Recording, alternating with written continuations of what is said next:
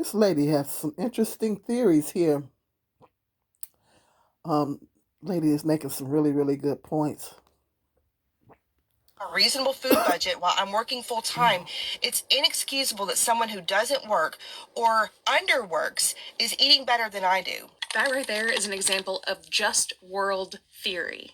And to explain that, let's go to the research. For those that are new here, my name is Dr. Shauna, and I'm a PhD who does hot takes with citations, and we are part 2 of 5 of a series that talks about the different myths and stereotypes that get circulated around people who need access to SNAP benefits and food stamps. The just world theory comes from a social psychologist named Melvin Lerner. Lerner argued and found in his research that people need to believe that the world is fair. So when we're confronted with unfairness like poverty, layoffs, illness, we either have to admit that the world is unjust or blame the victim. Guess which one feels safer? This bias shows up everywhere in how we talk about homelessness, SNAP, or even debt. For example, instead of asking why wages are so low that 70% of the people who access SNAP benefits already have jobs, we ask why someone doesn't work harder. So instead of questioning the system, we question the person. Yep. This belief or theory isn't just moral, it's emotional.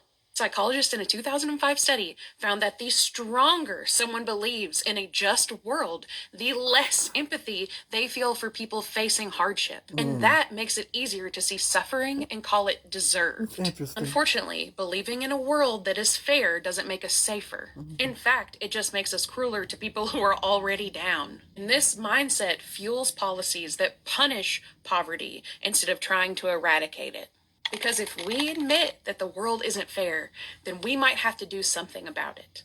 Follow for more hot takes. You should have to account for what you purchase. But you don't deserve luxury food on someone else's dime, and you dang sure better be grateful for what you're getting. That right there is an example of deservingness heuristics. And for more on that, let's go to the research. For those that are new here, I'm Dr. Shauna, a PhD who does hot takes with citations. And this is part 3 of a 5-part series looking into the different myths and stereotypes that exist around folks who need access to SNAP benefits and food stamp. Deservingness heuristics is just a fancy phrase for talking about the way that we quickly use cues to sort folks into groups. Specifically, the way that we use emotion-driven cues to sort people into worthy poor and unworthy poor. So a hardworking single mom, worthy. An unemployed young man, unworthy. To help us better understand this, I want to bring in what some economists call A black folk woman, justice, unworthy. or the idea that we don't evaluate policy, we evaluate people. Research across the US and Europe shows that support for welfare recipients rises when they're shown as responsible and trying. And it collapses if they're shown as lazy and undeserving. And unfortunately, this doesn't just stay in opinion polls, it shapes policy. When the US made the move from aid to families with dependent children to temporary assistance for needy families, lawmakers explicitly tied aid to work requirements. And sociologists have shown how that has punished people in poverty instead of helping them, or even preventing it. Deservingness heuristics also explains why some groups are met with empathy and others are met with suspicion. Now, this is obviously racialized and gendered, but there are other intersections of identity that complicate this as well. And that snap choice on sympathy versus suspicion isn't based on facts. It's based on feelings about race and power and gender and culture. And the more that we moralize need, the easier it becomes to ignore injustice. Follow for more hot takes. Get your nails done, new tattoos, fake lashes, taking vacations, all that stuff. If you can't afford that, you can afford to buy your own groceries. That line about lashes and nails, it's coded racism. For more on that, let's go to the research. I'm Dr. Shauna, a PhD who does hot takes with citations, and this is part 4 of our 5-part series on why we blame the poor. Today, we're talking about racialized stereotype. When I say coded racism, I'm talking about messages that use racially loaded cues without saying anything about race specifically. These cues are often used to trigger resentment and shame. When we're talking about welfare, because of the historical context in this country, when we use the words lashes, nails, and luxury, we are giving a racial message. Those words carry a racial message, whether or not someone intends to. That's the impact that they have. Now, for those messages in coded racism to have meaning, there has to be a context. And for that, we have to talk about the welfare queen. A couple of folks have mentioned this in the comment sections of the other parts of this series, and I think it's very important that we talk about it. Image of the welfare queen comes from the late 1970s and 80s, and from the one and only Ronald Reagan. Welfare queen is a caricature of a black woman supposedly gaming the system and living large on government assistance and welfare benefits. Decades of journalistic and historical records show the ways that Reagan used this term purposefully. He leveraged a distorted story about a real person, Linda Taylor, in order to sell a broader moral tale That's that interesting. racialized poverty as black, female, and fraudulent. He then used that rhetoric to justify punitive welfare policy. Sociologist Patricia Hill Collins calls figures like the welfare queen controlling images, and these images are spread through pop culture, through the media, in order to dictate how we see marginalized groups. This stereotype, this caricature of the welfare queen, is used to make inequality look deserved by portraying black women as deviant or irresponsible. Scholar Kimberly Crenshaw argues that policy debates often treat black women's poverty as a moral pathology, failing to match a white middle-class ideal of womanhood. That's why talk of lashes and nails and new bags and new cars is never neutral, because ultimately it signals who must perform humility in order to deserve help.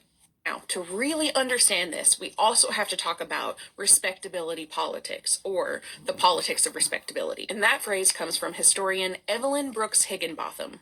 Respectability politics describes the moral standards placed on black women, standards that are weaponized to police appearance, sexuality, and consumption. Writer-scholar Tracy McMillan Cottom argues that beauty works like social capital with different rules and returns for black women, which is another reason their adornment is scrutinized as evidence of morality. You can tell a lot about a society by who it thinks deserves joy. Black women's joy has historically been treated as evidence of guilt. Follow for more hot takes with folks who are complaining about other people getting SNAP benefits to just tell the truth. Tell the truth that you do not like the fact that if you were to come on here and complain about how you can't shop at Erewhon and you can't own a real Birkin bag and how you just want to go on vacation with your family without having to save for 3 years, that the people who can do that will tell you to work harder. And that's not a satisfying answer, right? That's frustrating to have someone say, oh, well, I'm sorry you can't have the things that I have. You should have worked harder.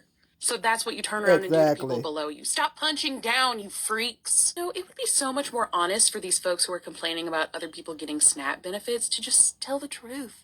Tell the truth that you do not like the fact that if you were to come on here and complain about how you can't shop at Erewhon and you can't own a real Birkin bag and how you just want to go on vacation with your family without having to save for 3 years, that the people who can do that will tell you to work harder. And that's not a satisfying answer. Where I'm going to be breaking down specifically this video that I'm stitching based on 5 different theories that I think to help explain all of the different myths and stereotypes that we keep seeing around people who use SNAP benefits and food stamps. So let's go back to dignity policing and this idea that you should look humble. What this ends up meaning is that if you're struggling, you should act like it in a way that is convincing to other people. In other words, there's a specific performance that people want of poverty. Often, they want you to be quiet, grateful, as this creator said, and visibly deprived. Any sign of joy or self-expression often gets read as proof that you don't deserve or need help. Sociologist Alison Pugh calls this the dignity of consumption. And what that means is that even small purchases like a new outfit or a birthday cake or new nails, as people like to talk about, can help folks, specifically help them to feel like they still belong in community life. The trick is that when poor people do it, we treat it like a moral failure. Like I've discussed in previous videos, study shows that moral emotional content spreads so much faster.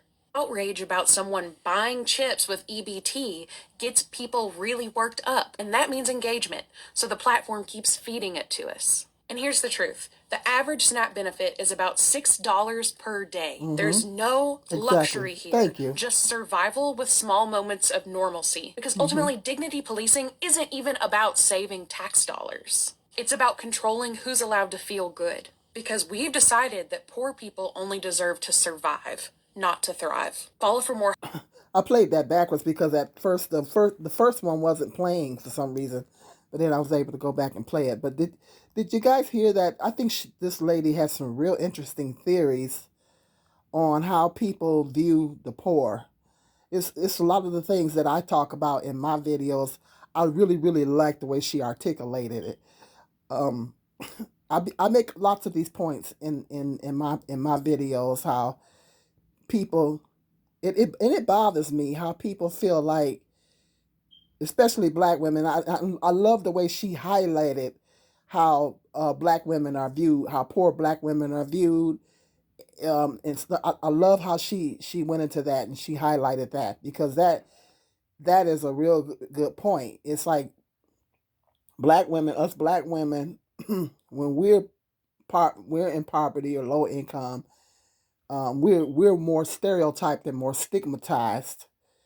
And I've talked about that many times in my videos. And you notice how she talking about in this one how, um, God forbid, if you're on food stamps and whatever, you low income and you got your nails done or whatever like that, you know, people somehow feel like poor people don't deserve. That's an excellent point. People feel like if you're under a certain income level, you don't deserve you get SNAP benefits even though you're working. You don't deserve to get your nails done or get your hair done. Or I seen her driving into the store with a new car or whatever, not stopping to think that maybe it could be somebody else's car, or maybe somebody whatever. You could be driving somebody else's car or whatever. So it's this mindset that people have towards poor. It's like what she talked about in that other clip, that if people actually admit that we live in an unjust world and stuff, people will have more empathy. But people don't want to admit that, so they blame poor people, you know. And people have this mindset, instead of admitting, like she said, instead of admitting that the economy is jacked up, instead of admitting that the minimum wage is not at a livable wage, instead of admitting that housing prices is through the roof, instead of admitting that food prices is through the roof, and this is why all these people need SNAP benefits.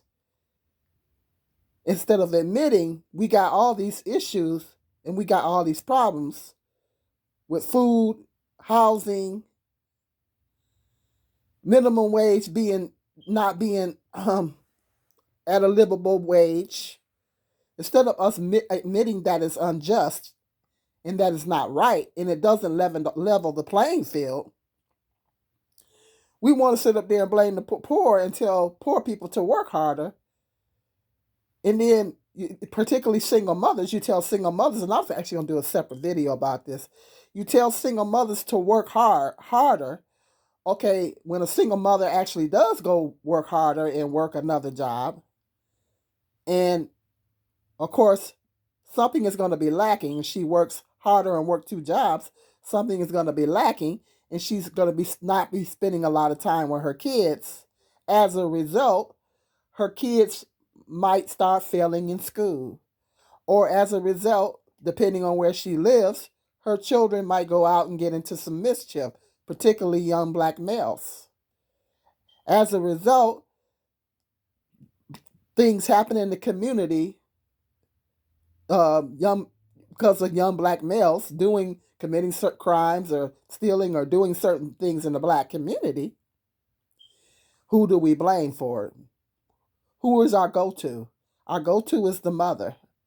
Our go-to is the black mother. She's not raising the children right because, well, mom is working two jobs. So if mom is working two jobs, that's going to take a lot of time away from her focusing on the children. So if that child is failing in school, not reading at grade level, they're out here committing mischief, stealing, or doing God knows what else, who do we blame? We blame the black mothers. We don't blame, and I'm talking about in the black community, we blame the black mothers. our go-to is the black mothers. We never say anything about the fathers. We never say, well, the father is not in the home and because he's not in the home, he's not able to provide adequately for the family, and he's not able to instill the discipline in the children. There's no balance. There's that imbalance.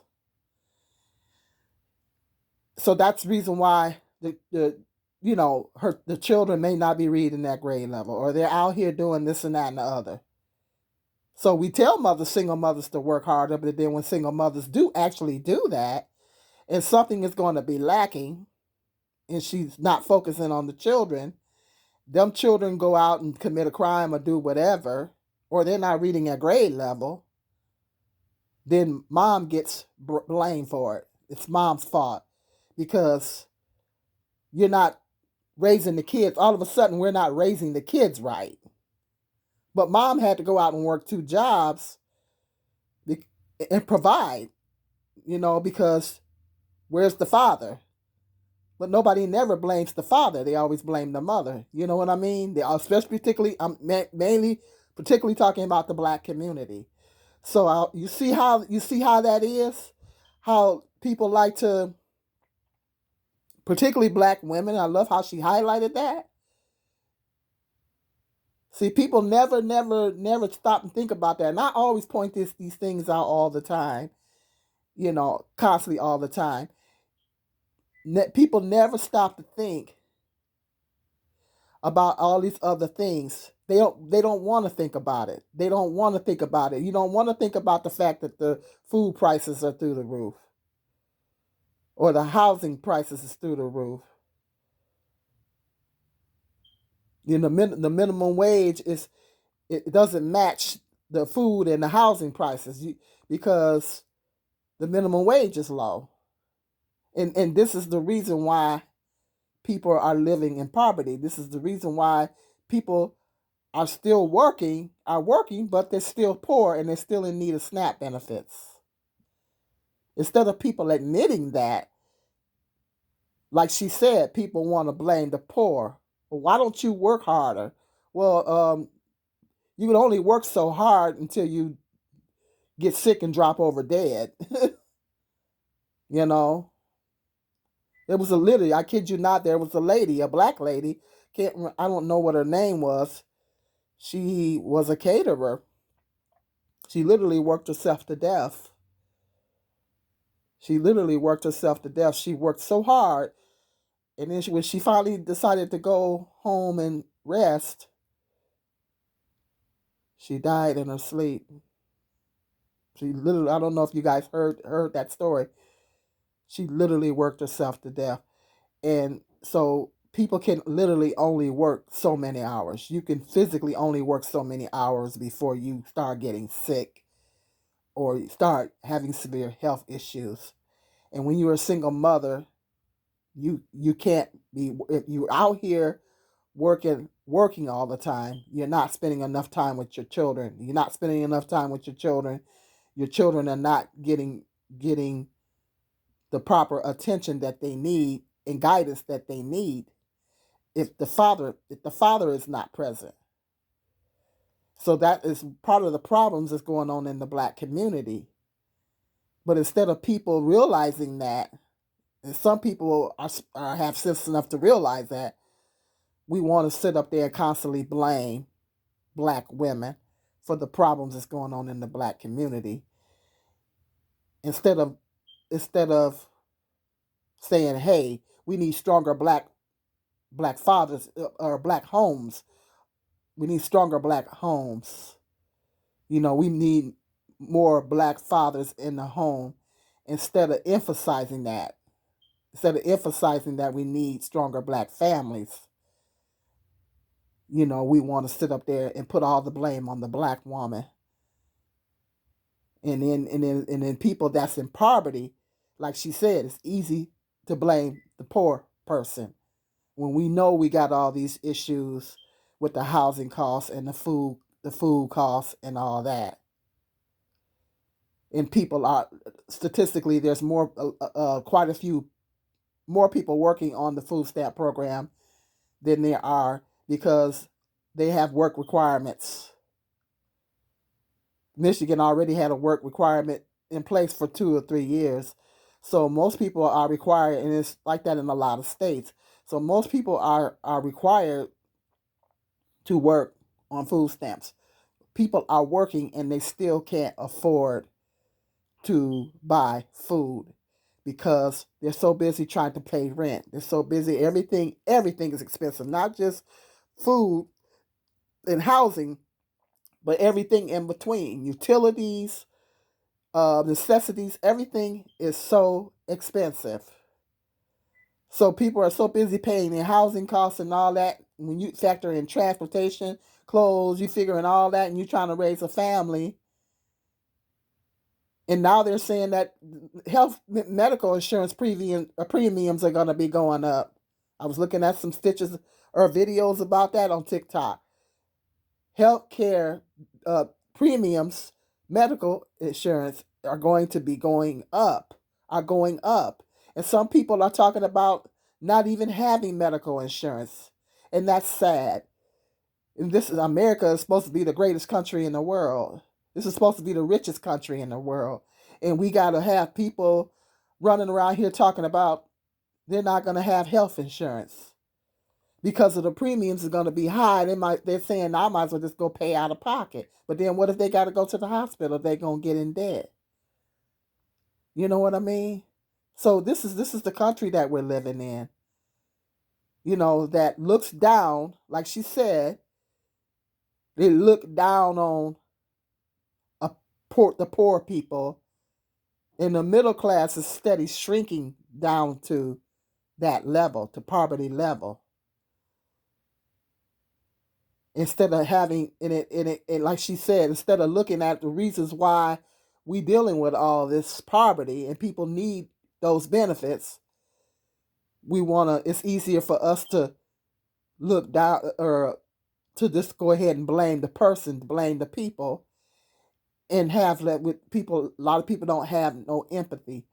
A lot of people don't stop to think that maybe one day they might look up and they might be in the same situation. A lot of people were saying, well, they need to eliminate SNAP altogether.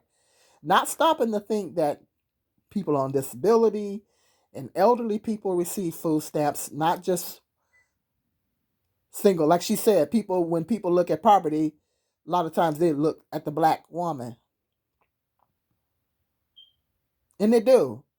Black women are the first people that come to mind when people think of food stamps, welfare, and all that. Even though statistically more white people are on them. You know what I'm saying? So that's what I'm saying. People don't really stop to think about it until they look up and they find themselves in that situation. And that's when people actually think about it. And so, unfortunately, we're dealing with an administration that has that mindset that she's talking about. They have that lack of empathy for poor people. And in Donald Trump's mind, if you're not a millionaire, you're poor.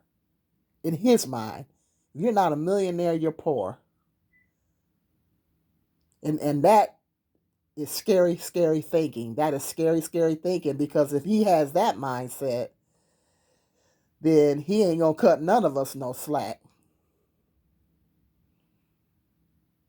He has that kind of mindset, in which I believe he does. He ain't going to cut none of us no slack. So hit me up in the comment section. Let me know what you think about these videos. Let me know what your thoughts are on, how people are viewed, particularly black women are viewed in poverty, how we look at people in poverty. And I like how she said that, like she was saying how, people be thinking because you're poor, you don't deserve, or why are you buying those cookies, or so poor people don't deserve to have a treat. It's because you're yeah. I'm not saying that they shouldn't put limits on that program like that, but at the same time, it's like, what are you suggesting? What are you suggesting? You're suggesting that because you're poor, you don't deserve to have those cookies. Think about it. Think about it. Okay, hit me up in that comment section. Um, Let me know what your thoughts are. Hit that like and that share. Until the next video, you guys be blessed.